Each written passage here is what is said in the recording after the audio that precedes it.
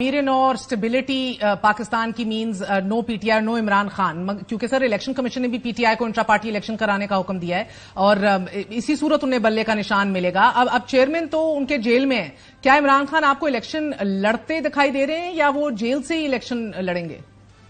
دیکھیے، یہ تو عمران خان صاحب نے قانون کا سامنا کرنا ہے، اور جو اس وقت تک ان کی قانونی ٹیم ہے اور اس کی کارکردگی ہے، اس کے پیش نظر میں بہت اعتماد کے ساتھ کہہ سکتا ہوں کہ عمران خان صاحب نے یا تو خود یا ان کی جماعت نے یہ تہیہ کر رکھا ہے کہ ان کو الیکشن سے باہر کرنا ہے اور ان کو نااہل بھی کرنا ہے۔ تو عدلیہ کے زیر نگرانی انتخابات کرانے کے لیے بھی پی ٹی آئی نے پشاور ہائی کورٹ میں درخواست جمع کرائی ہوئی ہے کہ جب الیکشن، آپ کو نہیں لگتا کہ جب الیکشن کمیشن پر ہی ایک جماعت اعتماد نہ کرے، سوال اٹھا دے، تو پھر الیکشن شفاف کیسے ہوں گے؟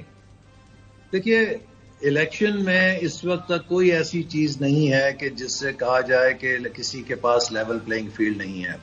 پی ٹی آئی جن حالات کا سامنا کر رہی ہے وہ اس کا اپنا فرمائشی پروگرام ہے۔ آپ مجھے بتائیے کہ کس نے ان کو کہا تھا کہ 9 مئی کو وہ قائد اعظم کے گھر کے اوپر حملہ کریں؟ کس نے انہیں کہا تھا کہ وہ فوجی تنصیبات پہ حملہ کریں؟ کس نے انہیں کہا تھا کہ وہ شہداء کی یادگاروں پہ حملہ کریں؟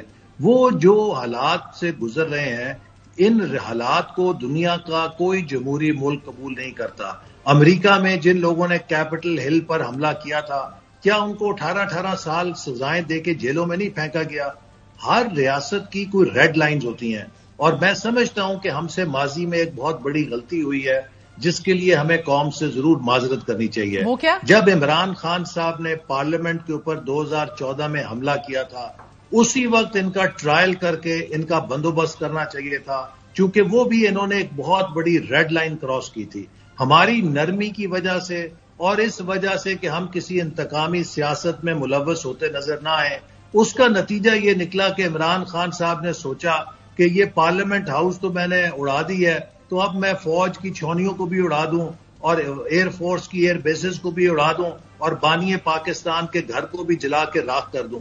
یہ وہیں سے ان کو حوصلہ ملا ہے۔ اگر ان کا تب بندوبست ہو جاتا تو شاید بات یہاں تک نہ پہنچتی۔ اور سر، الیکشن کے حوالے سے شک و شبہات ختم ہونے کو نہیں ہے، ابھی بھی سوالات اٹھ رہے ہیں، آپ کو ہیں یا آپ؟ جی دیکھیے، جو سپریم کورٹ کا فیصلہ ہے اور جو چیف جسٹس صاحب نے کہا ہے کہ اگر کوئی 8 فروری کو الیکشن ہونے کے بارے میں شبے کا اظہار کرے گا تو اس کو بھی توہین عدالت میں طلب کیا جائے گا، تو میں نہیں سمجھتا کہ کوئی وجہ ہے کہ ہم اس کے بارے میں شک و شبہ کریں، اور ہم نے تو اپنے حلقے میں 8 فروری کے لحاظ سے اپنی مہم شروع کر رکھی ہے، اور البتہ صرف ابھی حلقہ بندیوں کا انتظار ہے، چونکہ 30 نومبر کو الیکشن کمیشن نے حتمی حلقہ بندیوں کی فہرست شائع کرنی ہے۔ تو ایک وہ بھی وجہ ہے کہ پورے مومنٹم سے لوگ اپنے حلقوں میں سرگرم نہیں، چونکہ انہیں قطعیت کے ساتھ یہ معلوم نہیں کہ ان کے حلقے کی باؤنڈریز کیا ہوں گی۔ اور دوسری بات یہ ہے کہ جب بھی الیکشن شیڈیول آتا ہے، کاغذات نامزدگی داخل کرنے کا وقت آتا ہے، اس وقت ایک باقاعدہ الیکشن کا مومنٹم کک آف کرتا ہے۔ تو مجھے امید ہے کہ دسمبر کے دوسرے ہفتے سے پورے ملک کے اندر بھرپور الیکشن کی مہم جو ہے اس کا آغاز ہو جائے گا۔ اور سر، بڑا اہم معاملہ تحریک انصاف کے لیے کھلا ہوا ہے، گو کہ جون 2023 میں میاں صاحب کو آپ نے تاحیات قائد، اور پھر بلا مقابلہ وہ بھی بلا مقابلہ مریم صاحبہ بھی چیف آرگنائزر، بلا مقابلہ آپ کے ڈار صاحب بھی سیکرٹری خزانہ بن گئے۔ اب پی ٹی آئی کو بھی یہی کام کرنا ہے، اگر یہ بھی اپنی کاؤنسل بٹھا کے وہی کام بلا مقابلہ خان صاحب کو بھی اپنا تاحیات لیڈر مان لیتے ہیں تو صحیح کر رہے ہوں گے؟ جی، اگر ان کی پی ٹی آئی کی جو جنرل کاؤنسل ہے، آئین کے مطابق وہ ان کا چناؤ کرتے ہیں تو اس میں یہ ان کا حق ہے، لیکن اگر عمران خان صاحب کو سزا ہو گئی تو یقیناً پھر وہ پارٹی عہدے کے لیے نااہل ہو جائیں گے، چونکہ جو قانون اور سپریم کورٹ نے فیصلہ بنایا اس کے تحت کوئی سزا یافتہ شخص جو ہے وہ پارٹی کا عہدہ نہیں رکھ سکتا۔ بہت بہت شکریہ۔ سزا یافتہ شخص پارٹی کا عہدہ نہیں رکھ سکتا۔